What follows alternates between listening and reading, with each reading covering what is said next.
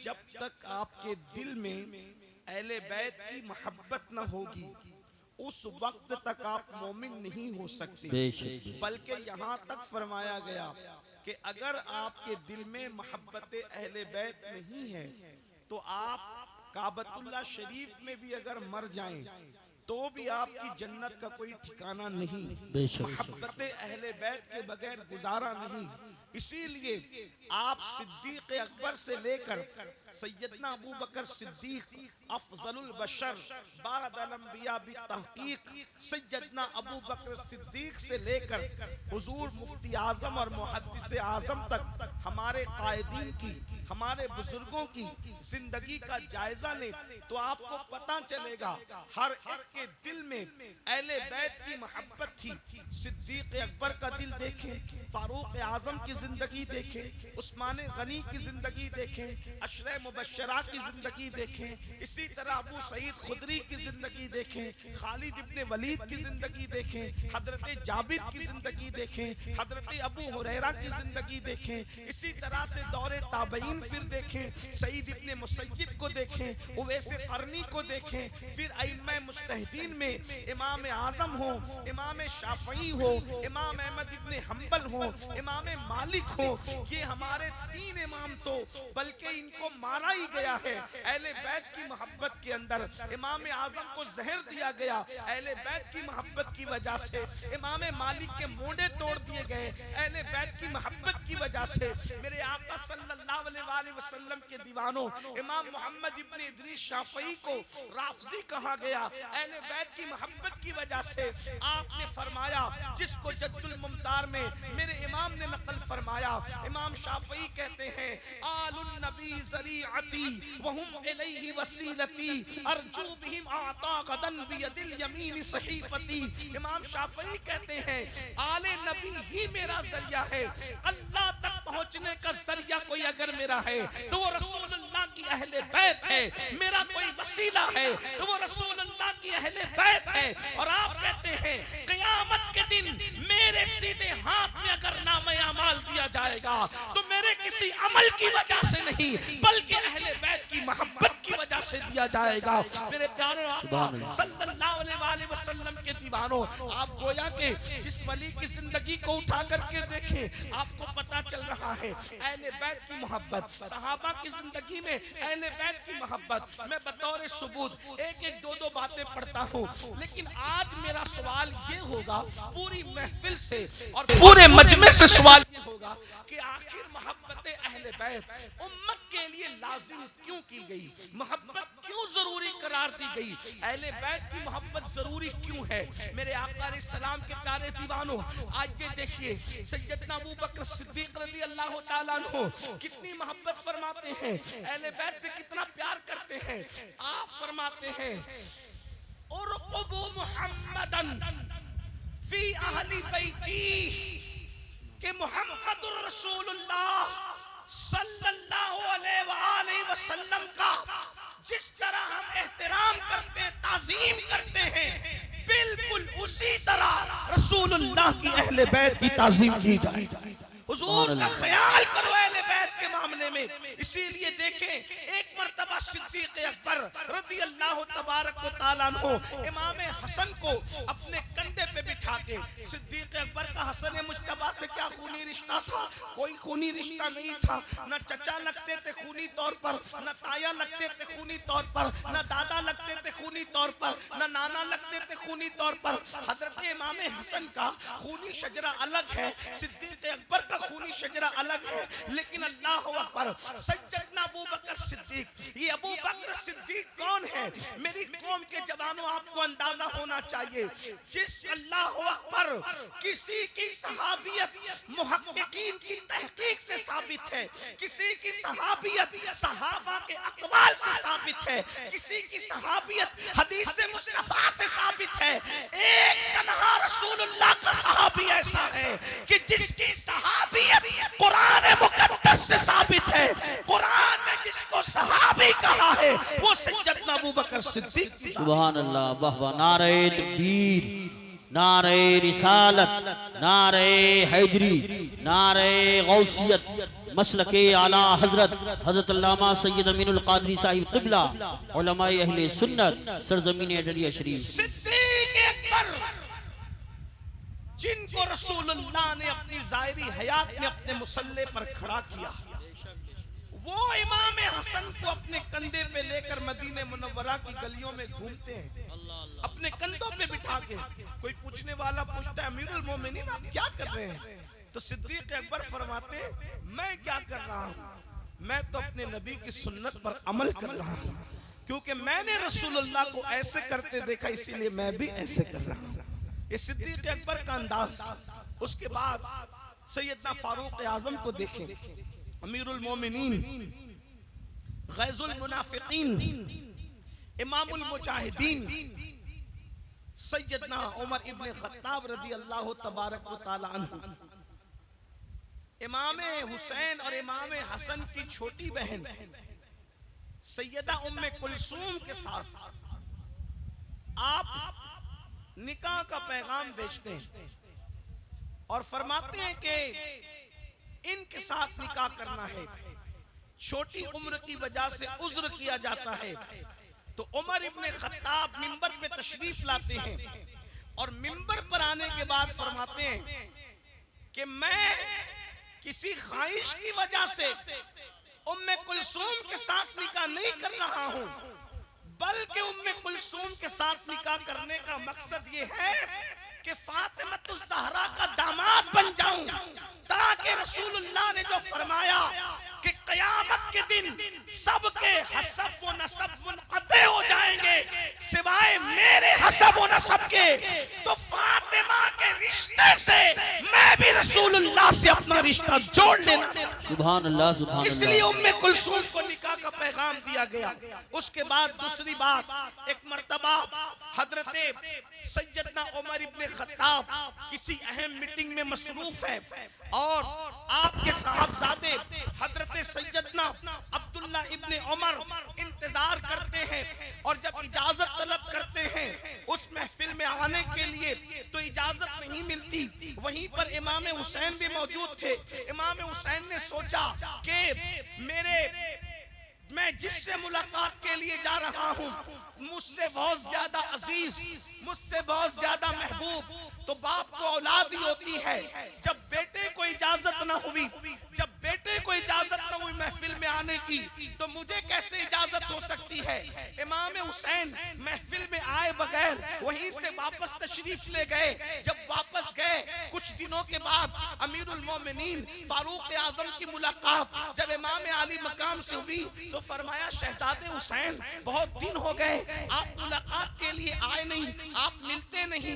इमाम हुसैन ने फरमाया अमीरुल मोमिनीन मिलने के लिए आया था, लेकिन आपको मैंने देखा मसरूफ, आपने अपने बेटे को इजाजत न दी, बेटा इंतजार में खड़ा था, तो मैंने सोचा जहां बेटा मुंतजिर हो और बेटे को इजाजत न मिले वहां हुसैन को कैसे इजाजत मिलेगी। इसलिए कि औलाद जो है वो बाप को औरों से ज्यादा महबूब होती है। तो फारूक आजम रज़ी अल्लाह तआला अन्हु ने फरमाया हुसैन वो अब्दुल्ला और है और तुम और हो, तुम इब्ने रसूल हो और तुम ये सोचते हो कि अब्दुल्ला को इजाजत न मिली तो आपको कैसे इजाजत मिल सकती है। आपने अपना अमामा शरीफ उतार करके अपने बाल पकड़ करके फरमाया वल्लाह हमारे सरों में जो बाल है यानी जो इज्जतें मिली है वो भी तुम अहले बैत के सदके में। सुभान अल्लाह। नारे तकबीर, नारे रिसालत, नारे गौसियत, मसलके आला हजरत उलमाए अहले सुन्नत हजरत अल्लामा सैयद अमीनुल कादरी साहिब क़िबला सरजमीन डरिया शरीफ। सुभान अल्लाह, सुभान। हालांकि सहाबाए किराम में सिद्दीक़ अकबर के बाद सबसे बुलंद मर्तबा फारूक आजम का है। इसी तरह आपने सुना होगा हजरते सैयदना अबू हुरैरा रज़ी अल्लाह तआला अन्हु की बात कि हजरत अबू हुरैरा इमाम आली मकाम से एक मुलाकात में अपने अमामे के शिमले से हजरत इमाम हुसैन के तलवों की मिट्टी साफ करते हैं और आपके जूतियां सीधी करते हैं। कौन? हजरत अबू हुरैरा। उम्र में बड़ा फर्क है, अबू हुरैरा की दाढ़ी सफेद हो चुकी है, इमाम आली मकाम की दाढ़ी काली है। ये सारी चीजें कभी आप महसूस करते, कभी सोचा आपने कि ये लोगों ने मोहब्बत की और हम पर क़यामत तक अहले बैत की मोहब्बत फर्ज है। इमाम शाफई कहते हैं, जिसको जद्दुल मुख्तार में इमाम अहले सुन्नत ने लिखा, या अहलल बैति रसूलिल्लाहि हुब्बुकुम फर्दुम मिनल्लाहि फिल कुरआन अंज़लहु यक्फीकुम मिन अज़ीमिल फ़ख्र अन्नकुम मन लम युसल्ली अलैकुम ला सलात लहु, कि ऐ रसूलुल्लाह की अहले बैत, तुम लोगों की मोहब्बत को अल्लाह ने कुरान में हम पे फर्ज किया है, यानी कुरान में फर्ज कर दी गई है मोहब्बत अहले बैत। और फरमाया, क्या ये फख्र तुम्हारे लिए काफी नहीं है कि उस वक्त तक के हमारी नमाजें मुकम्मल नहीं होती जब तक हम अहले बैत पे दुरूद नहीं पढ़ लेते। अल्लाह के रसूल अलैहि सलाम ने जगह जगह अहले बैत का जिक्र किया। खुतबे हज्जतुल वदा में फरमाया कि मैं तुम्हारे दरमियान दो भारी चीजें छोड़ के जा रहा हूँ, एक कुरान है और दूसरी मेरी अहले बैत है। फरमाया, जब तक दोनों को पकड़े रहोगे कभी गुमराह नहीं होंगे। मेरे आका अलैहि सलाम के प्यारे दीवानों, ऐ मेरी कौम के जवानों, क्या अल्लाह के रसूल अलैहि सलाम अपनी औलाद की मोहब्बत की वजह से हम पे ये फर्ज करके गए, अपनी औलाद की मोहब्बत की वजह से हम पे लाजिम करके गए? अगर आप बारीक बीनी के साथ देखेंगे तो अब असल जो गुफ्तगू आपको समझने की कोशिश करना होगा। मैं अपने सब भाइयों से गुजारिश करना चाहता हूँ, आप लोग मुझसे बहुत मोहब्बत करते हैं, मैं आपकी मोहब्बत की कद्र करता हूँ, लेकिन अगर आप चुप रहकर खामोश रहकर आने वाली गुफ्तगू सुनेंगे तो मुझे ज्यादा खुशी होगी। अब आप तवज्जो करना, माओ और बहनों की भी तवज्जो चाहता हूँ। देखो, और बाप चाहता है कि औलाद से मैं मोहब्बत करता हूँ, मेरी औलाद से दूसरे ही मोहब्बत करे, लेकिन अल्लाह के रसूल अलैहि सलाम ने अपनी औलाद की मोहब्बत को सिर्फ औलाद होने की वजह से लाजिम नहीं करार दिया, बल्कि मेरे आका ने उसको इबादत के दर्जे में रखा। अल्लाह के रसूल ने उसको इबादत के दर्जे में रखा, बल्कि यहाँ तक फरमाया, तिरमिज़ी शरीफ की हदीस से यहाँ तक बात साबित होती है कि जिन लोगों के दिल में अहले बैत की मोहब्बत होगी, अल्लाह के रसूल जन्नत के जिस दर्जे में होंगे, रसूलुल्लाह की अहले बैत से मोहब्बत करने वाले उसी दर्जे में, वाह वाह वाह, सुभान अल्लाह सुभान जिस अल्लाह, दर्जे में रसूलुल्लाह है उसी दर्जे में अहले बैत से मोहब्बत करने वाले। ये मोहब्बत अहले बैत का इतना सिला क्यों? इब्ने मसूद का कौल है, अब्दुल्लाह इब्ने मसूद फरमाते हैं, अल्लाहु अकबर, के अहले बैत की एक दिन की मोहब्बत एक साल की इबादत से बेहतर है।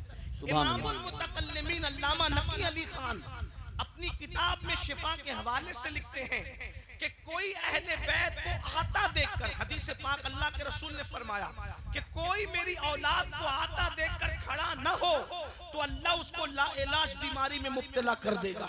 यानी अहले बैत के मामले में इस कदर ताकीद है, वो आए तो खड़े हो जाओ, अगर नहीं खड़े हुए तो तुम लाइलाज बीमारी में मुब्तला हो जाओगे।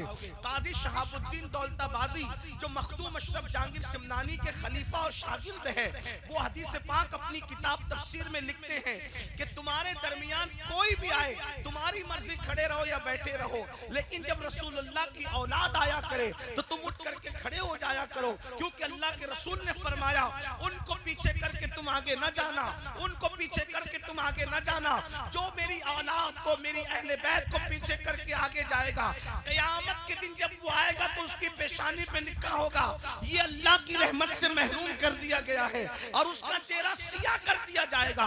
हर जगह पे अहले बैत, अहले बैत, अहले बैत, अहले बैत। आपसे पूछना चाहता हूँ, हत्ता कि जब आयते दुरूद नाजिल हुई, इन्नल्लाह व मलाइकतहु युसल्लूना अलन नबी या अय्युहल्लज़ीना आमनू सल्लु अलैहि व सल्लिमू तस्लीमा, अल्लाहुम्मा सल्लि अला सय्यदिना मुहम्मद व अला आलि सय्यदिना मुहम्मद। जब ये आयते दुरूद नाजिल हुई तो सहाबे किराम ने कहा, या रसूल अल्लाह, हम दुरूद कैसे पढ़े? तो मेरे आका ने फरमाया, मुझ पर मुजर्रद दुरूद न पढ़ा करो, मुझ पर अकेला दुरूद न पढ़ा करो। काफिर, या रसूल अल्लाह कैसे पढ़े? तो सरकार फरमाते हैं, ये न कहो अल्लाहुम्मा सल्लि अला मुहम्मद, ये न कहो, बल्कि यूं कहो, अल्लाहुम्मा सल्लि अला मुहम्मद व अला आले मुहम्मद। यानी जब मुझ पे दुरूद पढ़ना तो अकेले मत पढ़ना, सिर्फ मुझ पे मत पढ़ना, बल्कि मेरी आले बैत के साथ मिला के मुझ पे दुरूद पढ़ना, मेरी आल के साथ मुझ पे दुरूद पढ़ना, अल्लाह अकबर। आप उठा करके देखें अहले बैत, अहले बैत, अहले बैत, हत्ता के ये आयत मुबारका जब नाजिल हुई, अल्लाह तबारक व तआला कुरान मुकद्दस में इरशाद फरमाता है वक़िफूहुम इन्नहुम मसऊलून, कि उनको रोका जाएगा और सवाल किया जाएगा। तो इब्ने हजर अस्कलानी इब्ने हजर मक्की अपनी किताब में लिखते हैं वक़िफूहुम इन्नहुम मसऊलून, उनको रोक करके पूछा जाएगा। तो क्या पूछा जाएगा? इब्ने हजर उसकी तफसीर करते हुए बयान करते हैं अल्लाह अकबर कि जब नमाज, रोजे, हज, ज़कात के सारे हिसाब हो जाएंगे तो फिर रोका जाएगा जन्नत में जाने से पहले कि तुमने रसूलुल्लाह की अहले बैत से मोहब्बत की थी, उनका हक अदा किया था या नहीं किया था। ये सवाल आखिरी में तुम सबसे किया जाएगा। आखिर मोहब्बत अहले बैत इतना अहम क्यों? तो मुझे जो बात समझ में आई वो ये, अपने बुजुर्गों के अक़वाल से, उनकी तालीमात से, कि जो जिससे मोहब्बत करता है वो उसी के नक्शे कदम पे चलता है। सुभान अल्लाह, सुभान अल्लाह, माशाअल्लाह, माशाअल्लाह। अहले बैत को हर जगह जो रखा सिर्फ औलाद होने की वजह से नहीं रखा, क्योंकि रसूलुल्लाह के इल्म में ये बात है, हुजूर ये जानते हैं कि कोई कितना भी बिगड़ेगा लेकिन मेरी अहले बैत सिरात मुस्तकीम पर कायम रहेगी। हुजूर अलैहिस्सलातु व तस्लीम की निगाहें देख रही थी, सन 60 हिजरी का तूफान आएगा और 60 हिजरी के तूफान में दीन बदला जाएगा, सुन्नते रसूल बदली जाएगी, अदल और इंसाफ का कानून बदला जाएगा, महरमात के साथ निकाह की तरकीबें बनेगी, सूद आम होगा, शराब एलानिया पी जाएगी। उस वक्त कुछ लोग मसलहत के तहत रुखसत पर अमल करते हुए घरों में बैठे होंगे, हालांकि उनका घरों में बैठना कोई जुर्म नहीं होगा क्योंकि शरीयत इसकी इजाजत रुखसत की देती है, लेकिन जब सब बैठेंगे उस वक्त मेरे दीन के लिए जो उठेगा वो कोई और नहीं होगा, वो मेरे ही खानदान से, मेरी अहले बैत से होगा। उसके बाद आप देखें जब हिंदुस्तान कुफ्रिस्तान बना होगा उस वक्त 90 लाख को कलमा पढ़ाने वाला किसी और खानदान से नहीं होगा, वो खानदान अहले बैत से होगा। जब दीन मुर्दा हो रहा होगा तो दीन को जिंदा करने वाला बगदाद में जो उठ के खड़ा होगा वो किसी और के खानदान का नहीं होगा, वो भी अहले बैत के खानदान का, जिसे दुनिया अब्दुल कादिर जिलानी गौसे आजम के नाम से याद करेगी। इसी तरीके से अल्लाह अकबर 14 साल की उम्र में अल्लाह के दीन के लिए शहीद होने वाला किसी और के खानदान का नहीं, मसूद सालार गाजी अहले बैत के खानदान का होगा। इसी तरीके से कुफ्रिस्तान के अंदर साबिर कलियर की शक्ल में दीन का परचम लहराने वाला अहले बैत के खानदान से होगा। दिल्ली में इनकलाब पैदा करने वाला महबूब इलाही निजामुद्दीन औलिया खानदान अहले बैत से होगा। अल्लाहु अकबर, लाहौर की सरजमीन पर खुदा के दीन का मुहाफिज बन के खड़ा होने वाला दाता अली हुजवेरी अहले बैत के खानदान से होगा। इसी तरह क़यामत के करीब कोई खानदान दीन के लिए उठे ना उठे, आखिरी में जो मोहम्मद महदी की शक्ल में अल्लाहु अकबर दीन का हिमायती बन करके उठेगा अकेला तने तन्हा, वो भी खानदान नबूवत का चश्म चराग खानदान अहले बैत से होगा। तो अहले बैत की तालीम इसलिए दी गई कि जो जिससे मोहब्बत करता है उसी के तरीके पर, उसी के नक्शे कदम पर चलता है। अब मुसलमानों, हमसे कहा गया मेरी अहले बैत से मोहब्बत करो। अब जब दिल में मोहब्बत किसी की भी पैदा हो, किसी की भी मोहब्बत किसी की भी पैदा होती है तो आदमी बोलने में उसकी नकल करता है, चलने में उसकी नकल करता है, किरदार में उसकी नकल करता है, खाने पीने में उसकी नकल करता है, गुफ्तार में उसकी नकल करता है। ये सब कुछ चीजें होती है। रसूलुल्लाह मोहब्बत अहले बैत इसलिए हमारे दिलों के अंदर पैदा करना चाहते हैं कि लोगों, तुम्हें पता होना चाहिए कि पहले दिन से लेकर आखिरी दिन तक हर दिन मेरी अहले बैत तुम्हारे दीन की हिफाजत करती नजर आ रही है। जब तुम उनसे मोहब्बत करोगे तो तुम दीन के मुखालिफ नहीं जाओगे बल्कि तुम भी दीन के हिमायती बनोगे। तुम भी दीन के हामी बनोगे। लेकिन शोमी किस्मत कि आज अहले बैत की मोहब्बत या रसूलुल्लाह की मोहब्बत या औलिया की मोहब्बत, इसका मफहूम ही लोगों ने बदल दिया। मोहब्बत अहले बैत का मतलब क्या? शरबत, खिचड़ा, न्याज, गर्मा गर्म रावजियों की नकल वाला, रसूमात वाला मुहर्रम। अब तो सुन्नियों वाला मुहर्रम बहुत सारे इलाकों में देखने के लिए आंखें तरस रही हैं। और जुल्म और दहशतगर्दी का माहौल लोगों का ये है कि उलमा को बोलने की भी इजाजत नहीं, उलमा को बोलने की भी इजाजत नहीं।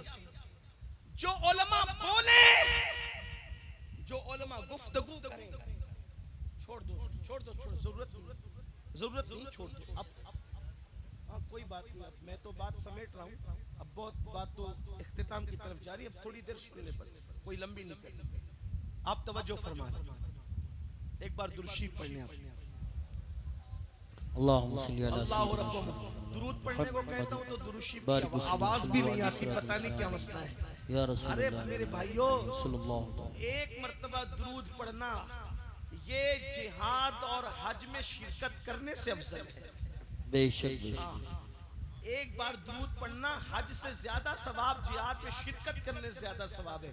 फिर आपसे कहा जाता है दुरूद शरीफ पढ़ो, आप चुप रहते हैं। भाई दुरूद शरीफ तो पढ़ लो अल्लाह के बंदो। सल्लल्लाहु अलैहि सय्यदिना व मौलाना मुहम्मद बिन मादिन वल-जूद वल-करम व आलिहि व सहबिही व बारिक व सल्लिम सलातन व सलामन अलैका या रसूल अल्लाह सल्लल्लाहु अलैहि वसल्लम। उलमा कहते हैं, उलमा पर ऐसा रोब, मुकर्रिरों पर ऐसा रोब, कोई नहीं बोल सकता गलत रस्मों के खिलाफ। और जो बोलेगा उस पर आस्तीनें चढ़ेगी, उसको माँ बहन की गालियां दी जाएगी, उसको खारजी नास्बी कहा जाएगा। मैं तुमसे पूछना चाहता हूँ, कड़ों को अहले बैत की मोहब्बत का नाम देने वालों, नाड़ों को अहले बैत की मोहब्बत का नाम देने वालों, काले पीले कपड़ों को अहले बैत की मोहब्बत का नाम देने वालों, कलर से मोहब्बत का कोई ताल्लुक नहीं है, बल्कि किरदार से मोहब्बत का ताल्लुक है, दिलों से मोहब्बत का ताल्लुक है। अल्लाह के रसूल सल्लल्लाहु अलैहि वसल्लम जो अहले बैत की मोहब्बत की दावत दे रहे थे, इसलिए दे रहे थे ताकि ऐ लोगों, जिस वक्त लोग गुमराही के दलदल में फंसे, उस वक्त तुम्हें इमाम हुसैन का किरदार याद होना चाहिए कि हुसैन ने किस तरह किरदार से जिंदगी गुजारी, इमाम अली मकाम की जिंदगी क्या थी, इमाम हसन पाक की जिंदगी क्या थी, उनकी जिंदगियां हम भूल गए। मैं आपसे पूछना चाहता हूं, आप मुझे बताएं कि करबला के 3 दिन सिर्फ हम इमाम अली मकाम को देख लें और फिर अपने आप को देखें। बहुत तवज्जो के साथ आप सुनना, इमाम अली मकाम को देखें और अपने आप को हम देखें तो आपको ये बात मालूम करनी पड़ेगी कि हम हुसैनी किरदार पर हैं या यजीदी किरदार पर हैं। बड़ी माजरत के साथ हुसैनी कहलाकर यजीद का किरदार जिंदा करने वाली कौम अगर जमीन की पुश्त ने देखा होगा तो वो 14वीं सदी ने देखा, 14वीं सदी के अंदर देखा। अल्लाह अकबर, जितने पाप, जितने जराइम यजीद कर रहा है वो सारे जराइम इस कौम के अंदर मौजूद है जो अपने आप को हुसैनी कह रही है। इमाम हुसैन का कोई किरदार इस कौम के अंदर मौजूद नहीं। वजह इसलिए कि इमाम अली मकाम की जिंदगी पढ़ी नहीं, इमाम अली मकाम की जिंदगी सुनी नहीं, सिर्फ बस जज्बाती नारे, हर जगह जज्बाती नारे, हर जगह जज्बाती नारे। आइए मैं 2 बातें पढ़ता हूं आपके सामने, बुरा मत मानना, मेरी गुफ्तगू आखिरी तक सुनना। देखिए, एक है किरदार यजीद और एक है इमाम हुसैन का किरदार। 2 किरदार हमारे सामने हैं। अब हमें यह देखना है, मैं नहीं कहूंगा कि कौन यजीद के किरदार पर है और कौन इमाम हुसैन के किरदार पर है। मैं सिर्फ आपको इतना बताऊंगा, ये यजीद करता था और ये इमाम हुसैन करते थे। अब आपको अपने अंदर डूब कर खुद सोचना है, अपने मन में डूब कर, बाजा सुरागे जिंदगी, तू अगर मेरा नहीं बनता न बन, अपना तो बन। याद रखना, चिटिंग बाजी करने वालों, अपने आप से धोखेबाजी करने वालों, एक दिन मौत है मौत। जिस दिन मौत का फरिश्ता आएगा, रूह का रिश्ता तुम्हारे जिस्म से टूट जाएगा। हम भी मरेंगे तुम भी मरोगे, लेकिन जब मौत का फरिश्ता आएगा तो ये जो तुम और हम चिटिंगबाजियां कर रहे हैं मोहब्बत अहले बैत के नाम पर, बेजा रसूमात, गलत रसूमात, राफसियों का कैरेक्टर जिंदा करना और इमाम अली मकाम के किरदार से आंखें बंद कर लेना, मौत के वक्त पछताओगे, लेकिन उस वक्त पछताने से कोई काम नहीं चलने वाला। उस वक्त हाथ मलने से, उस वक्त आंसू बहाने से, उस वक्त तड़पने से, उस वक्त बिलखने से कुछ नहीं होने वाला। आओ मैं दोनों का किरदार पढ़ता हूँ। मेरी पूरी गुफ्तगू का हवाला इब्ने जरीर तबरी की तारीख तबरी होगी, इमाम जलालुद्दीन सुयूती की तारीख खुलफा होगी, इब्ने कसीर की अल बिदाया व निहाया होगी, इसी तरीके से आईने क़यामत होगी, अल्लाह अकबर, और साथ ही साथ मशहद हुसैन, अल्लामा अबू इसहाक, अल्लाह अकबर। अब आइए इन सब किताबों का इतने मजमुआ, अल्लाह अकबर। इमाम अली मकाम अला जद्दी वाले सलाम का यजीद से इख्तिलाफ हुआ, यजीद से इमाम का इख्तिलाफ हुआ। देखो इख्तिलाफ की कोई ना कोई वजह होती है, बुनियादी वजह होती है। अगर आज किसी से कोई इख्तिलाफ हो, मिसाल के तौर पर दो उलमा का अगर इख्तिलाफ हो तो कोई ना कोई मसला बीच में बनता है कि इख्तिलाफ की वजह क्या है, ठीक है। लेकिन एक बात याद रखना, जो बहुत बड़े लोग होते हैं जिनके पास हर नेमत होती है, वो जल्दी से किसी से इख्तिलाफ नहीं करते। लोग उनसे इख्तिलाफ करते, वो औरों से जल्दी से इख्तिलाफ नहीं करते जिसके पास नेमतें होती है। अल्लाह अकबर। इमाम अली मकाम के पास कमी किस चीज की थी? इमाम हुसैन के पास कमी किस चीज की थी? हुस्न ऐसा था, हुस्न ऐसा था। अल्लामा अब्दुल रहमान जामी कहते हैं इमाम हुसैन इतने खूबसूरत थे कि जब रात के वक्त आप गलियों में चलते थे तो लोग आपके चेहरे की रोशनी के अंदर रास्ता तय करते हुए नजर आते थे। हुस्न जमाल का आलम ये था, अल्लाह अकबर। और नसब कितना आला, जिसका नाना रसूल, जिसकी नानी उम्मुल मोमिनीन खदीजतुल कुबरा, जिसके बाबा अली के मुर्तजा, जिसकी अम्मी सैयदा फातिमा ज़हरा, नसब इतना आला था, अल्लाह अकबर। वो इमाम अली मकाम, इल्म बेमिसाल, हुस्न बेमिसाल, नसब बेमिसाल, खानदान बेमिसाल, तकवा बेमिसाल, तहारत बेमिसाल, खून बेमिसाल, सब कुछ बेमिसाल। अरे उनका घर भी इतना बेमिसाल था कि उस घर में सैयदुल मलाइका जिब्रील अमीन भी इजाजत के बगैर दाखिल नहीं होते थे। उनके घर में बेइजाजत जिब्राइल आते नहीं। कद्र वाले जानते हैं कद्र शान अहले बैत। इतना आला घर। उनकी अम्मी इतनी मुकद्दस थी कि जिसके सर के दुपट्टे को कभी चांद और सूरज ने नहीं देखा। मेरे इमाम कहते हैं जिसका आंचल न देखा महो महर ने, उस रिदाए नज़ाहत पे लाखों सलाम। लेकिन इमाम ने इख्तिलाफ किया यजीद से। यजीद पलीद, बदतरीन इंसान। जितनी गंदगियों के नाम मैं ले लूं सारी गंदगियां कम होती है, यजीद ज्यादा गंदा है। ठीक, इतना पलीद है यजीद। यजीद को किसी ने अच्छा नहीं कहा। उलमाए अहले हदीस उन्होंने भी अच्छा नहीं कहा।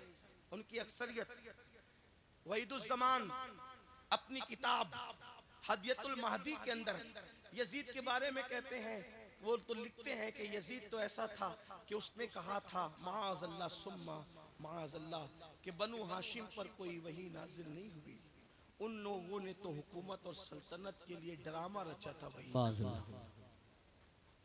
यानी कि ये तो उलमाए अहले हदीस का स्टेटमेंट ये है यजीद के बारे में।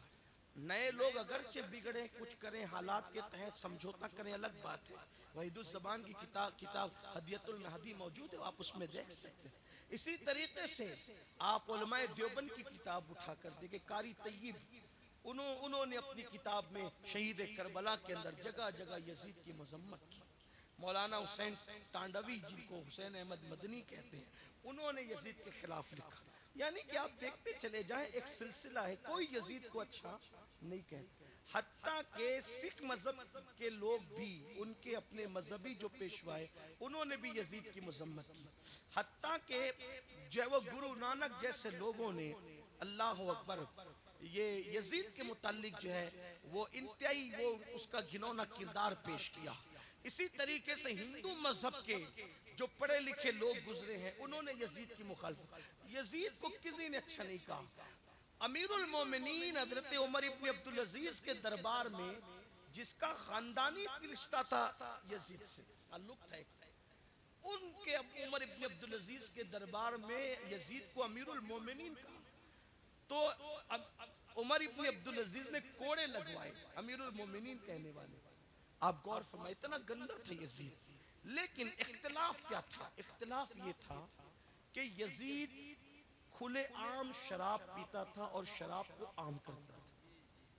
उसके दरबार में शराब एकदम अलग-अलग पी जाती थी और शराब को आम किया जा रहा था। इस चीज को इमाम अली मकाम ने महसूस किया। इब्ने कसीर ने लिखा है कि यजीद ने सफरे हज में भी शराब पी। यानी आपके ये जो गांव आपका है, अगर यहाँ कोई शराबी आदमी हो, अल्लाह ना करे, मगर वो जब अल्लाह उसको हज की तौफीक दे तो कम से कम जितने दिन वो हज के सफर में होगा तो कम से कम वो शराब तो नहीं पिएगा।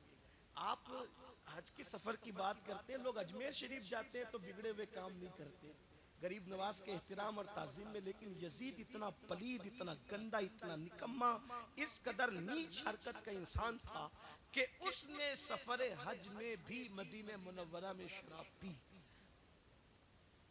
अब आप देखें, इमाम आली मकाम अला जद्दी वाली सलाम उसकी बदकारियों को, बदकिरदारियों को महसूस कर रहे थे।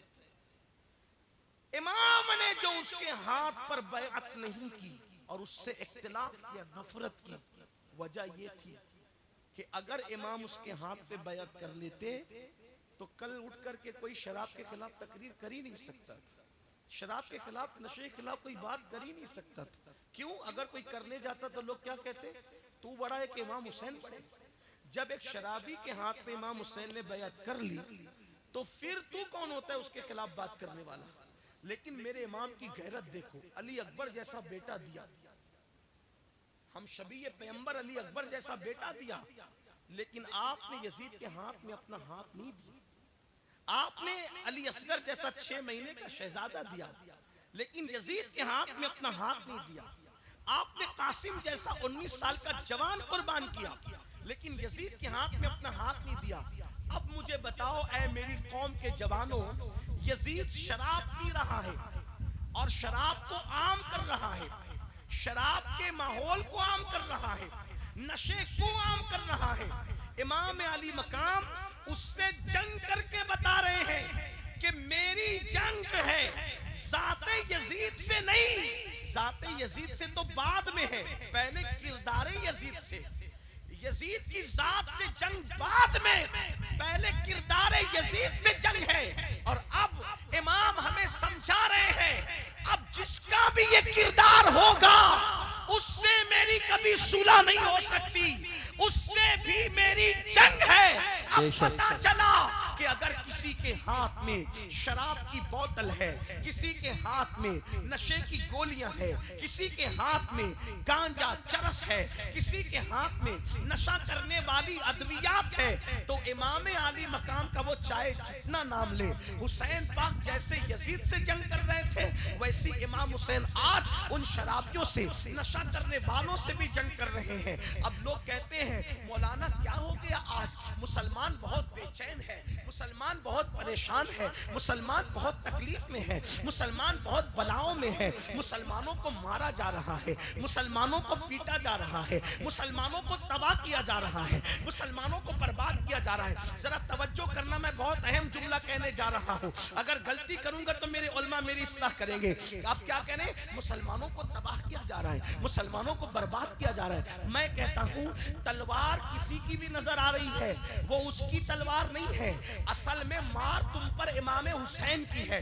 तलवार किसी की भी नजर आ रही है, लेकिन मार इमाम हुसैन की है। क्यों? इसलिए कि हुसैन ने बता दिया कि जिस कौम के अंदर नशा होगा उससे मेरी जंग होगी। अब इमाम हुसैन के मुकाबले में तुम खड़े हो गए, इसलिए अल्लाह तुम्हें तबाह कर रहा है, तुम्हें बर्बाद कर रहा है। आप क्या समझ रहे रहे हो। इमाम आली मकाम कोई छोटी मोटी हस्ती नहीं। अल्लाह अकबर, मुझे बताओ मुसलमानों के मोहल्ले में जितनी नशे की चीजें बिकती है, क्या औरों के मोहल्ले में बिकती है? जितना नशा मुसलमानोों के इलाकों में किया जाता है, क्या औरों के इलाकों में किया जाता है? आपसे पूछना चाहता हूं, इस कदर नशे में डूबने वाली कौम 15वीं सदी के अंदर अगर कोई है, वो कौम मुस्लिम है। अल्लाह अकबर, 16-16 साल के, 17-17 साल के लड़के और लड़कियां बाज़ाब्ता तौर पर नशे की तरफ जा रहे हैं। कॉलेज छोड़कर, यूनिवर्सिटी छोड़कर, तालीम छोड़कर नशे की तरफ।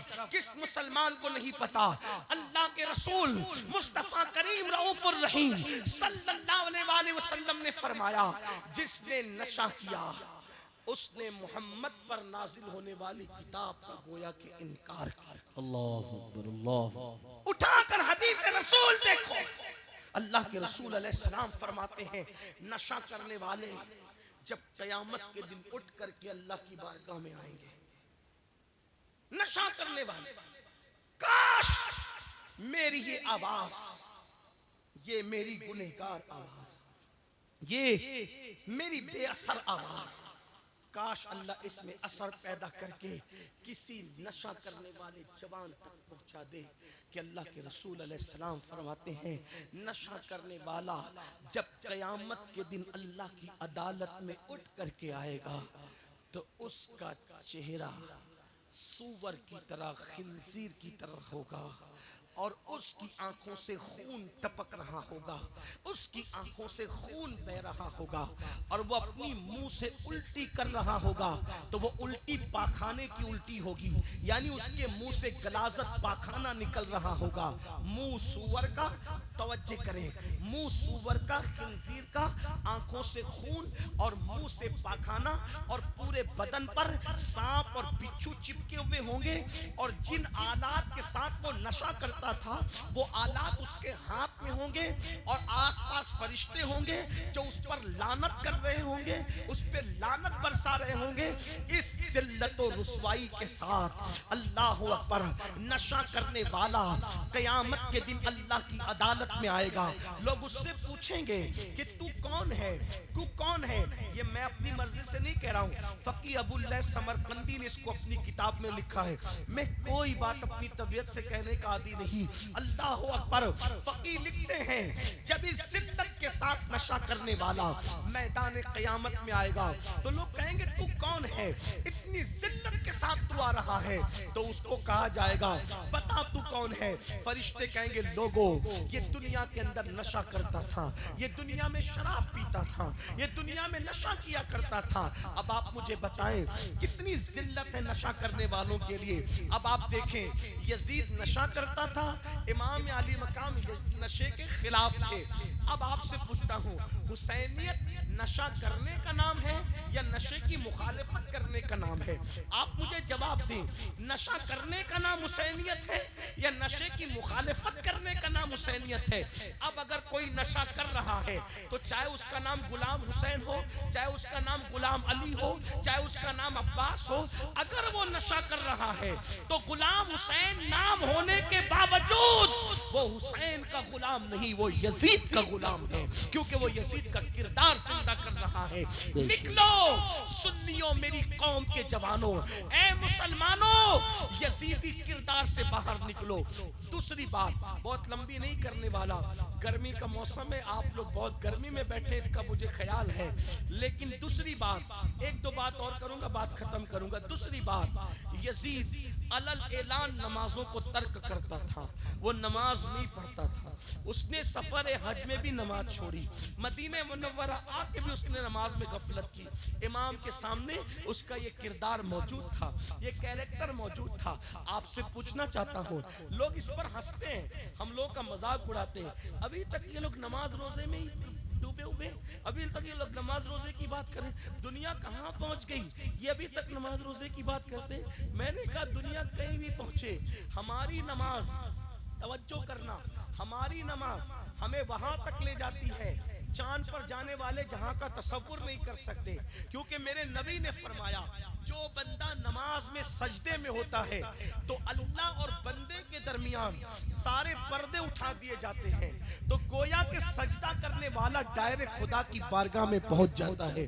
बल्कि एक हदीस पाक है कि जब तुम सजदा करते हो तो तुम्हारा सर खुदा के कदमों में होता है।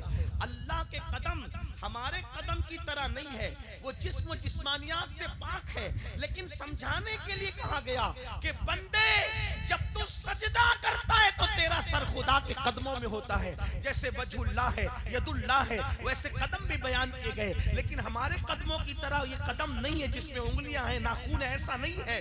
तो फरमाया अल्लाह अकबर कि तेरा सर उसके कदमों में होता है, उसकी चौखट पे होता है, और वो तेरे सामने होता है और तू उसके सामने होता है, जो जिस्म जिस्मानियात से, ज़मान और मकान से पाक है। गोया कि उसके अनवार और तजल्लियात तुझे चारों तरफ से घेर लेते हैं, तेरा इहाता किए हुए हैं। मेरे आका अलैहिस्सलाम के प्यारे दीवानों, यजीद नमाज में कोताहियां करता था। आज लोग कितने हैं जो मस्जिदों को आबाद करते हैं। जलसे के नाम पे तो हजारों जमा होंगे, लेकिन नमाज के नाम पे कितने? मस्जिदों के अंदर धूल है। अचानक चले जाओ मस्जिदों में, चटाइयों पे धूल है, चटाइयों पे गर्द गुबार है। लोग नमाज में बिल्कुल धड़ल्ले के साथ नमाज छोड़ रहे हैं। सुन लो, पूरे कुरान में 700 मर्तबा मेरे अल्लाह ने नमाज का हुक्म दिया है। और याद रखना, आप अपने आप को रज़वी कह लो, अशरफी कह लो, बरकाती कह लो, साबरी कह लो, मदारी कह लो, कामली कह लो, अबुल उलाई कह लो, जन्नती कह लो, हुसैनी कह लो, मोहम्मदी कह लो, कुछ भी कह लो। इन जिम्मेदार उलमा की मौजूदगी में कहता हूँ, नमाज छोड़कर तुम अल्लाह की अदालत में अपने आप को सच्चा मोमिन साबित नहीं कर सकते। बेशक बेशक बेशक, हक सुभान अल्लाह। जिंदगी में सजदा नहीं, नमाज से कोसों दूर। और जब कहा जाता है नमाज पढ़ो तो कहते हैं मौलाना टाइम नहीं मिलता। अगर टाइम नहीं मिलता तो फिर मुसलमान क्यों है, कैसे है? तुझे खाने के लिए टाइम है, तुझे सोने के लिए टाइम है, तुझे नाच गाने के लिए टाइम है, तुझे व्हाट्सएप फेसबुक के लिए टाइम है, तुझे औरतों के साथ बैठने उठने के लिए टाइम, दोस्तों के साथ उठने बैठ, तुझे अल्लाह के लिए टाइम। एक वक्त की नमाज के लिए सिर्फ 10 मिनट का टाइम, सिर्फ 10 मिनट, 10 मिनट से ज्यादा का टाइम नहीं लगता। और हम अगर टाइम निकालना चाहें तो बिल्कुल निकाल सकते, इसलिए कि टाइम किसी को नहीं मिलता, निकालना पड़ता है। आप जलसे में टाइम निकाल कर आए तो पहुंचे। अगर थोड़ी सुस्ती करते तो अपनी आते। बेशुमार लोग हैं जो आना चाहते थे, सुस्ती की, नहीं आए, बिस्तर पे लेटे लेटे सो गए, बैठे रह गए, बातें करते हुए नहीं आए। टाइम निकालना पड़ता है। नमाज पढ़ो इससे पहले कि तुम्हारी नमाज जनाजा पढ़ी जाए, नमाज पढ़ो इससे पहले कि तुम्हारा रूह का रिश्ता तुम्हारे जिस्म से टूट जाए, नमाज पढ़ो इससे पहले कि मौत से तुम्हारी आंखें बंद हो जाए। मेरे अजीज, मेरे भाई, अल्लाह अकबर। अगर तू नमाज नहीं पढ़ता तो याद रख, अपने आप पे रहम कर, अपने आप पे रहम कर। अल्लाह के रसूल गैब दा नबी सल्लल्लाहु अलैहि वसल्लम ने फरमाया, सबसे ज्यादा मौत के वक्त अगर किसी को तकलीफ होती है तो बेनमाजी को तकलीफ होती है। क़यामत के दिन सबसे ज्यादा अजाब अगर किसी को होगा तो बेनमाजी को होगा। एक हदीस सुन लीजिए जिसको अल्लामा उस्मान इब्ने हसन ने दुर्रतुन नासिहीन के अंदर नकल किया है। ये हदीस सुन ले, उसके बाद एक और बात करके बात मुकम्मल करते हैं। दिल के कानों से सुनना। मेरे आका सल्लल्लाहु अलैहि वसल्लम के दीवानों, अपनी बात नहीं कर रहा हूँ, किताब के हवाले से मुस्तफा जाने रहमत की बात कर रहा हूँ। ऐ मेरे भाइयों, खेल कूद में कब तक जिंदगी गंवाते रहोगे? ऐ मेरे भाइयों, कब तक अल्लाह से दूर भागते रहोगे? अपनी बहनों से भी कहता हूँ, जिहालत की जिंदगी कब तक गुजारोगी? कब तक सीरियल, फिल्में, गाने, बाजे, तमाशों में मसरूफ रहोगे? हाय हाय, जो कौम अहले बैत की मोहब्बत का नारा लगाए उस कौम की जिंदगी में सजदा नहीं। आला के सजदा किया, इमाम आली मकाम ने सजदा किया। आखिरी सजदे ही में तो जान गई इमाम की। सैयदा फातिमतुज़ ज़हरा आखिरी वक्त तक सजदा करती रही। मौलाए कायनात ने आखिरी वक्त तक, उनकी शहादत भी तो मस्जिद में हुई। मुझे हैरत है, मौला अली ने मस्जिद में शहादत पाई, सैयदा फातिमा नमाज की हालत में, अल्लाह अकबर, पूरी पूरी रात गुजार देती है। इमाम हुसैन नमाज की हालत पे शहादत पाए। मेरी कौम को क्या हो गया, ये कौम नमाज की तरफ नहीं आती, इस कौम को नमाज की तौफीक नहीं होती। मेरे भाइयों, हम अल्लाह का अज़ाब बर्दाश्त नहीं कर सकते, कितनी भी ताकत हो, कितनी भी कुव्वत हो, खुदा का अज़ाब बर्दाश्त न कर सकोगे। आइए साहिब दुर्रतुन नासिहीन से एक रिवायत सुन लेते हैं, अपनी बात नहीं, रसूलुल्लाह का फरमान। एक बार ऐसा हुआ, मेरे आका अपने यारों के साथ मस्जिद नबवी में जलवागर हैं, मेरे सरकार मस्जिद नबवी में जलवा फरोज है। एक जवान रोते हुए मस्जिद नबवी में आता है और मस्जिद नबवी में आने के बाद उसकी आंखों में आंसू थे। अल्लाह के रसूल गैबदा नबी सल्लल्लाहु अलैहि वसल्लम उसको रोता हुआ देखकर उसके हाल जार पे रहम करते हुए उससे पूछते हैं, ए जवान तू क्यों रो रहा है, तेरे रोने की वजह क्या है, तेरी आंख में आंसू क्यों है? उस जवान ने कहा, या रसूल अल्लाह सल्लल्लाहु अलैहि वसल्लम, मेरे माँ बाप आप पे कुर्बान। आका, मेरे बाप का इंतकाल हो गया, मेरा बाप मर गया, मैं देहात में रहता हूँ, मेरे बाप को न कोई गुस्ल देने वाला है, न कोई कफन पहनाने वाला है। या रसूल अल्लाह, इसलिए मैं रो रहा हूँ, मेरे बाप की मौत के बाद भी न कोई गुस्ल देने वाला, न कोई कफन पहनाने वाला। अल्लाह के रसूल गैबदा नबी मुस्तफ़ा जान रहमत सल्लल्लाहु अलैहि वसल्लम ने सैयदना सिद्दीक़ अकबर और फारूक आजम से फरमाया, तुम दोनों जाओ और जाकर के इसके बाप को गुस्ल दो और इसके बाप को कफन पहनाओ। अल्लाह अकबर। जब मेरे आका के दोनों यार सिद्दीक़ और फारूक तशरीफ ले गए, उसको नहलाने के लिए जैसे उसके मुंह से चादर हटाई, उसके मुंह से कपड़ा हटाया, क्या देखा, उसका मुंह काले सूअर की तरह था, उसका मुंह काले खिंजीर की तरह था। यानी उसका मुंह इंसानों की तरह नहीं था, बल्कि काले सूअर की तरह, काले खिंजीर की तरह। ये बात मेरी नहीं है मेरे भाई, साहिब दुर्रतुन नासिहीन इसके जिम्मेदार है। ये मुस्तफ़ा जान रहमत का फरमान है, जिसके कहने पे खुदा को एक माना है, जिसके कहने पे कुरान को अल्लाह की किताब मानी है, उस रसूल का फरमान सुन करके लरस जाओ, अपने आप को तबाह न करो। ये दुनिया का माल जिसके लिए रातों दिन दौड़ते हो, मरने के बाद यही पड़ा रह जाएगा। तुम्हारे माल पर लोग ऐश करेंगे, तुम्हारे माल पे लोग आराम करेंगे। नहीं देखते लोग मर गए माल छोड़ करके, आज उनकी औलाद ऐश करती है, उनके लिए कभी मगफिरत की दुआ नहीं करती, उनकी कब्रों पर कोई जाके फातिहा पढ़ने वाला नहीं, कोई मगफिरत की दुआ करने वाला नहीं। वो मगफिरत की दुआओं को तड़प रहे हैं, मगफिरत की दुआओं को तरस रहे हैं। मेरे भाइयों, अपने आप को तबाह न करो, अपनी आखिरत की फिक्र करो, अपनी कब्र की फिक्र करो, मैदान महशर की फिक्र करो, अल्लाह की अदालत की फिक्र करो। हुआ क्या, सैयदना सिद्दीक़ अकबर और फारूक आजम फरमाते हैं कि जब उसके चेहरे से हमने कपड़ा हटाया तो उसका मुंह काले खिंजीर की तरह, काले सूअर की तरह था। जैसे ही हटाया, पैरों के नीचे से जमीन खिसक गई, जमीन निकल गई। फौरन उसके मुंह पे कपड़ा डाला और एक कासिद को अल्लाह के रसूल गैबदा नबी सल्लल्लाहु अलैहि वसल्लम की बारगाह में भेजा। जब कासिद हुजूर के पास आया तो कहा, या रसूल अल्लाह सल्लल्लाहु अलैहि वसल्लम, सिद्दीक़ फारूक को आपने उसको गुस्ल देने के लिए और कफन पहनाने के लिए भेजा, लेकिन उसको कैसे गुस्ल दे, कैसे कफन पहनाए? उसका मुंह तो सूअर की तरह, काले खिंजीर की तरह हो गया। उस देहात में अल्लाह के रसूल अलैहिस्सलातु व तस्लीम बनफ्स नफीस तशरीफ लाए। मेरे आका बजाते खुद वहां पर उस देहात में तशरीफ लाए और आने के बाद मेरे आका अलैहिस्सलाम ने फिर अपने हाथ उठाए और दुआ की, ए अल्लाह, इसका मुंह ठीक कर दे, इसका जो मुंह काले सूअर की तरह, काले खिंजीर की तरह हुआ है, इसका मुंह ठीक कर दे, इसका मुंह दुरुस्त कर दे।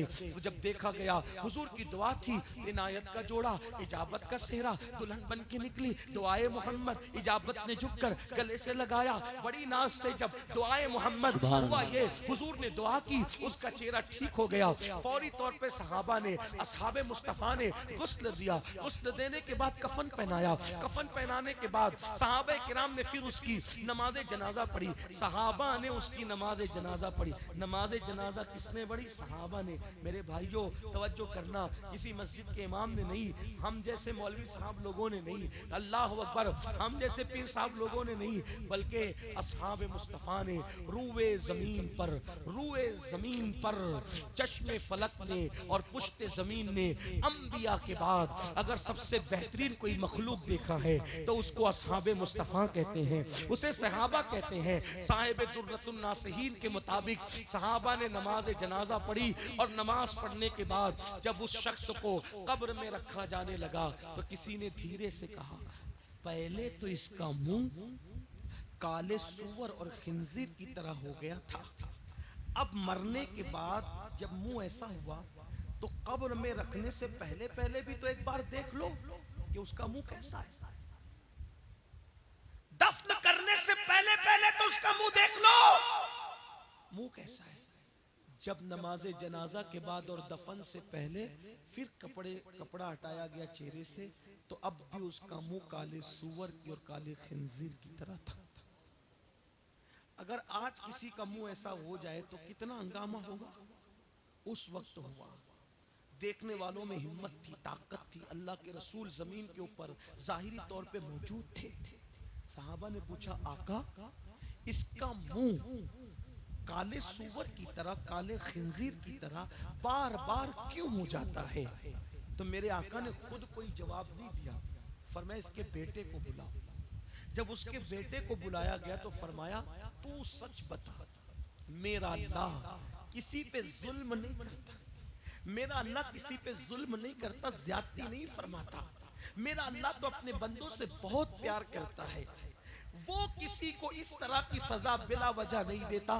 तुझे बताना होगा कि तेरे बाप का जुर्म क्या था, तेरा बाप करता क्या था, क्या करता था तेरा बाप। तो उस जवान ने कहा, या रसूल अल्लाह सल्लल्लाहु अलैहि वसल्लम, मेरा बाप हर नेकी करता था, लेकिन जब नमाज का वक्त आता था तो नमाज के वक्त में वो सो जाता था, वो नमाज नहीं पढ़ता था, मेरा बाप बेनमाजी था।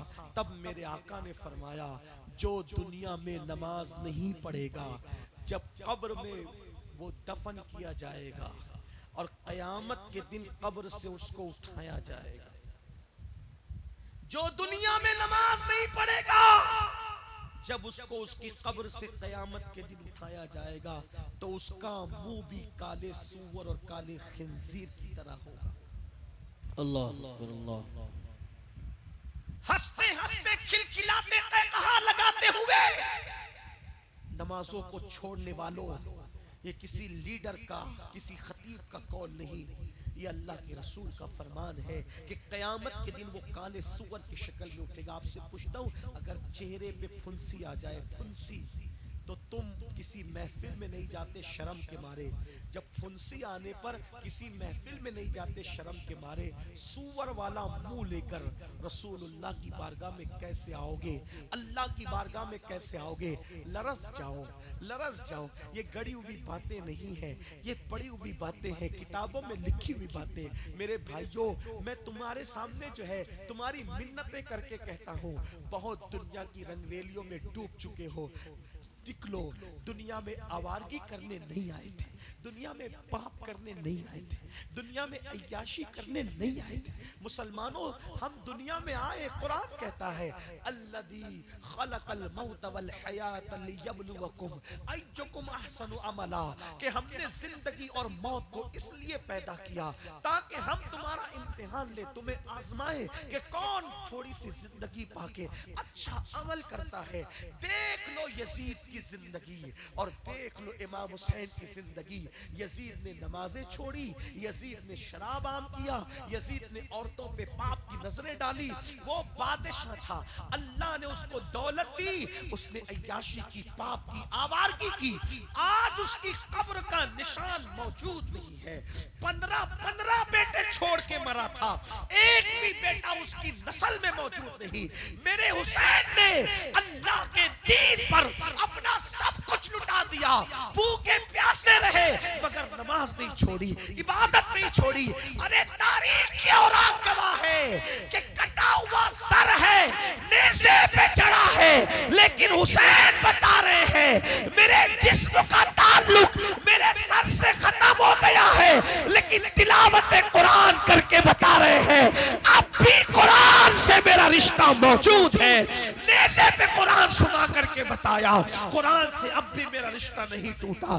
जिस्म से सर का रिश्ता तो कट चुका है, लेकिन कुरान से मेरा रिश्ता अब भी बाकी है।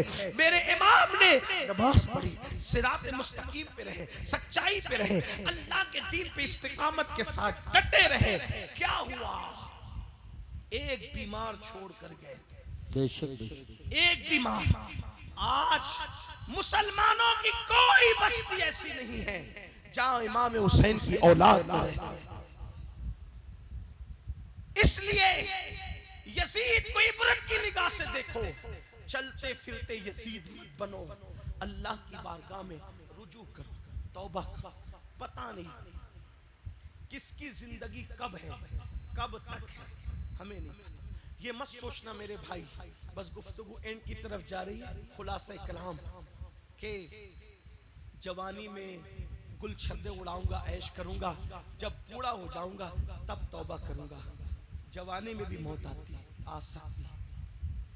आज अभी तौबा करो, अभी पलटो, अभी पलटो, अभी वापस आओ, अभी वापस आओ। अल्लाह ताला ने आदम अलैहिस्सलाम की पैदाइश से 4000 साल पहले, आदम अलैहिस्सलाम की पैदाइश से 4000 पहले अर्श पर लिखा था कि मेरा बंदा सारी जिंदगी गुनाह करके अगर एक मर्तबा तौबा करेगा तो मैं उसके तमाम गुनाहों को बख्श दूंगा। सुभान अल्लाह, सुभान अल्लाह। अल्लाह का वादा है, जो तौबा करेगा अल्लाह उसको बख्श देगा। आइए दीन की तरफ वापस आइए, बेनमाजीपन छोड़िए, नशे की आदत छोड़िए, झूठ की आदत छोड़िए, पाप की आदत छोड़िए। गुनाह के अंदर सुकून नहीं है, गुनाह के अंदर इत्मीनान नहीं है, और अगर गुनाह करते रहे तो इमाम अली मकाम की आपसे जंग है। और याद रखना, हुसैन से जंग करके जब यजीद जीत न सका तो हुसैन से जंग करके आप कौन होते हैं जीतने वाले? तबाह हो जाओगे, नस्लें मिट गई यजीद की। अल्लाह अकबर। अगर तुमने भी किरदार यजीद इख्तियार किया तो तुम भी तबाही के दहाने पे पहुंचोगे।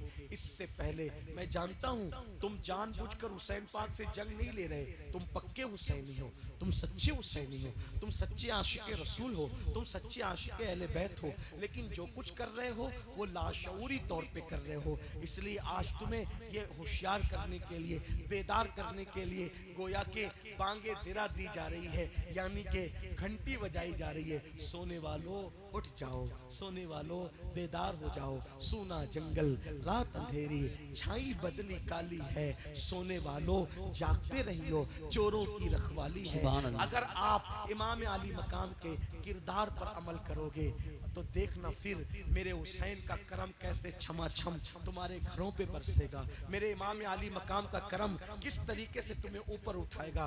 मेरा हुसैन ऐसा बादशाह है, मेरा हुसैन ऐसा ताजदार है, मेरा हुसैन ऐसा आका है, अपने मानने वालों को कभी महरूम नहीं किया, अता पर अता किया, देने वाला बना दिया, मंगतों को दाता बना दिया, गरीबों को आका बना दिया, भिखारियों को बादशाह बना दिया। हुसैन ऐसा बादशाह है। इसलिए आइए अपनी जिंदगी बदलिए, अपनी जिंदगियों में इनकलाब पैदा कीजिए, अपने अल्लाह से वादा कीजिए कि मौला आज से पहले मुझसे जो कुछ हुआ मैं तेरी बारगाह में तौबा करता हूँ, मुझे माफ कर दे। क्या आपको नहीं पता हुर ने सारे जराइम किए, लेकिन जब आकर के मेरे इमाम से माफी मांगी तो मेरे आका ने हुर को माफ कर दिया और हुर को आजाद कर दिया, हुर को जन्नती बना दिया। आइए जहन्नमियों के खेमे से निकलिए। आजकल हमारे दिमाग में क्या खौफ सवार है, मैं अपने उलमा की तवज्जो, जहन्नम में कौन जाएगा पता है? सिर्फ वो 72 फिरके जाएंगे बस। आज हमारे दिमाग में क्या खपत है, जहन्नम में सिर्फ 72 फिरके जाएंगे, और हम लोग सुन्नी है ना, जिना करे, शराब पिए, चोरी करे, झूठ बोले, बीवी को मारे, माँ बाप को धक्का दे, कुछ भी, हम जन्नती में जाएंगे। ये जन्नत लिखा के लाए हो तुम? वो 72 फिरके जहन्नम में जाएंगे, ये बात सही है, इसमें मुझे कोई इख्तिलाफ नहीं। लेकिन ये जो आपका खप्त है कि हम कुछ भी करें जन्नत में जाएंगे, ये धोखा है, बेशक बहुत बड़ा धोखा है। यहाँ इमामुल मुतकल्लिमीन अल्लामा नकी अली खान पहुंच करके बहुत बड़ी बात कहते हैं। फरमाया ये फिक्र रखने वाले यहूदियों से भी 2 कदम आगे निकल गए। मतलब यहूदी तो बस इतना कहते थे कि हम कुछ भी करेंगे, चंद दिन जहन्नम में रहेंगे फिर जन्नत में चले। यानी उनको ये था कि हम चंद दिन जहन्नम में रहेंगे, लेकिन ये मेरी कौम ऐसी कंफर्म जन्नत लेकर के आई है कि कुछ भी करो, कलमा याद नहीं फिर भी ये जन्नती, गुसल नहीं फिर भी ये जन्नती, वुजू का ढंग नहीं फिर भी ये जन्नती है, पूरी जिंदगी नमाज पढ़ना नहीं सीखा फिर भी तुम भी धोखे में हो। और अगर आपके स्टेज से ऐसे पापियों को कोई जन्नत बांट रहा है तो अल्लाह की अदालत में वो भी जवाब। बेशक बेशक बेशक, हक। नमाज छोड़ के जन्नती हो। और फिर तुम्हारे पास कुछ ऐसे पीर फकीर आते हैं जो कहते हैं अरे हम है ना, हम है ना, तुझे क्या पड़ी है, हम बचा लेंगे।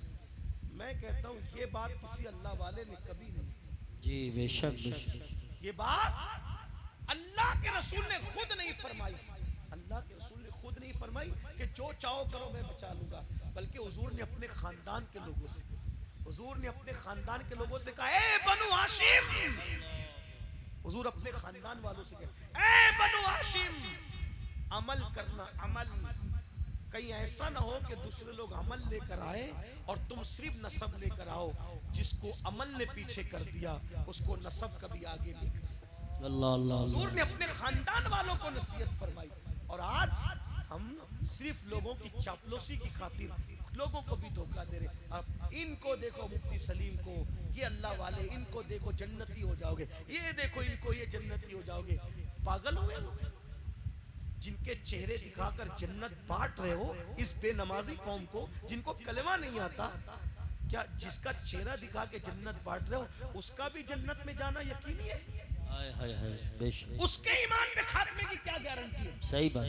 गौसे आजम रोते ईमान पे खात्मे के लिए। बेशक। सरकार गौसे पाक जिसकी ठोकर से मुर्दे जिंदे हुए वो रोते ईमान पे खात्मे के लिए। गरीब नवाज रोते ईमान पे खात्मे के लिए। और आज हम इतने बेबाक, हमारे घरों का हाल ये है कि घर की फ्रिज में शराब रखी हुई है और हमारी जन्नत ही नहीं जाती है। इसीलिए गालिब ने कहा था रिंद के रिंद रहे हाथ से जन्नत लगे। मेरे भाइयों बदलो अपने। और उलमा जब नसीहत करते तो लोग हंसते। जुमा के दिन क्या करेंगे, अरे मौलाना तो बहुत लंबी तकरीर करते हैं यार, छोड़ अभी क्या जाना, अभी बोलेंगे इससे बचो उससे बचो, ये मत करो वो मत करो। उलमा से दूर रहने वालों, तुम्हारी सबसे बड़ी दवाई की वजह उलमा से दूर रहे। बेशक। सरकार गरीब नवाज फरमाते हैं हमारे दौर में एक शख्स मरा तो जब उसको उसकी कब्र में रखा गया तो उसका मुंह किबले की तरफ करते थे तो उसका मुंह किबले की तरफ नहीं होता था। अल्लाह। लोग करते थे फिर जाता था, फिर करते थे फिर जाता था। तो एक साहिब कश्फ बुजुर्ग है, फरमाया इसका मुंह किबले की तरफ करना छोड़ दो, इसका मुंह कभी किबले की तरफ नहीं हो सकता, इसलिए कि ये उलमा मशाइख को देख करके गुरूर की वजह से अपना मुंह फेर लिया करता। अल्लाह। तो जो उलमा से अपना मुंह जीते जी फेर लेता था, अब मरने के बाद किबले की तरफ उसका मुंह नहीं रह सकता। अल्लाह। आजकल उलमा की क्या इज्जत कर रहे हो, इमामों की क्या कदर कर रहे हो। मैं लोगों को कहता हूँ, लोग मेरे खिलाफ ट्रेन चलाते हैं, लोग मेरे खिलाफ बातें करते हैं। मैं कहता हूँ मुकर्रिरों को बुलाते हो, हजारों रुपए देते हो, मस्जिद के इमाम की क्या खिदमत करते हो, नात खानों को बुलाते हो, हजारों रुपए देते हो, अपने इमाम की क्या खिदमत करते हो। बल्कि इमाम का हाल ये है, बड़ी माजरत के साथ, अगर स्टेज सजेगा तो जो कभी जिंदगी में आपके गांव में नहीं आया वो आगे बैठेगा और मस्जिद का इमाम सबसे आखिरी में पीछे बैठेगा, उसको धक्के दे के पीछे बिठा। जो अल्लाह के यहाँ आपके आगे खड़े रहता है वो आपके स्टेज पे पीछे पड़ा। अल्लाह। यानी इमामों की कोई कदर ही नहीं, कोई अहमियत ही नहीं। मुसलमानों हक तलफी न करो, किसी की हक तलफी न करो, ना इमाम की करो, न बीवी की करो, न बच्चों की करो, न माँ बाप की करो। बल्कि माँ बाप के मामले में भी लोगों का हाल ये हो गया है, सबकी खिदमत करेंगे। अभी ये देखो तकरीर चालू है, नजराना ला करके दे रहे, अल्लाह आपको बरकत दे, कोई गुरूर घमंड की बात नहीं, अल्लाह आपको बरकत दे, अच्छी बात है ला के दे रहे। लेकिन ये जितना हम लोगों को ला के देते हो इससे कम भी कभी अपने माँ बाप पे खर्चा करते हो? अगर करते हो तो हमको देना फायदेमंद है, वरना माँ बाप दवा के लिए तड़स रहे हैं, माँ बाप तड़प रहे हैं, माँ बाप को झिड़कियां दे रहे हो, माँ बाप को धक्के दे रहे हो, माँ बाप को घूर के देख रहे हो। ये तुम्हारे और मेरे नबी ने फरमाया, जिसने अपने माँ बाप का दिल दुखाया जब मरेगा तो उसकी जबान पे कलमा जारी नहीं होगा। अल्लाह। चाहे हर साल हज करता हो, चाहे हर साल उम्रा करता हो, मरेगा तो जबान पे कलमा नहीं आएगा। डरते क्यों नहीं? मरना है, कामयाब मरना है, जन्नतियों के मरना है। तो ये सब बातों से तौबा करो, बदलो अपने आप को। जो तौबा करता है वो गुनाहों से ऐसे पाक हो जाता है जैसे अभी अपनी माँ के पेट से पैदा हुआ। अगर सुनकर बदलने आए हो तो तुम्हारा जलसे में आना कामयाब है। और अगर सिर्फ भीड़ करने आओ कि चलो मौलाना क्या बोलते हैं, बहुत अच्छी तकरीर में बड़े नारे लग गए और बहुत अच्छा बोले, बहुत अच्छा बोले, आपको क्या फायदा हुआ? सही बात। आप अपने आप को बदलो इससे पहले कि जिस्म का रिश्ता रूह से टूट जाए। अल्लाह की बारगाह में तौबा करो, अपने अल्लाह को मनाओ, अपने अल्लाह को राजी करने की कोशिश करो। गुफ्तगू के दरमियान अगर मुझसे कोई गलती हो गई हो, अल्लाह की बारगाह में मैं भी तौबा करता हूँ। अल्लाह ताला हम सबको माफ़ फरमाए। अस्तगफिरुल्लाह रब्बी मिन कुल्ली ज़म्बिन व अतूबु इलैहि, ला इलाहा इल्लल्लाह मुहम्मदुर रसूलुल्लाह। कलमा पढ़ते रहा करो। मेरे आका फरमाते हैं जो कलमा पढ़ता है वो गुनाहों से ऐसे पाक हो जाता है जैसे अभी अपनी माँ के पेट से पैदा हुआ। अस्सलामु अलैकुम व रहमतुल्लाहि व बरकातहू। हजरात अभी मुसाफा ना करें। देखिए बरेली शरीफ से नबीर आला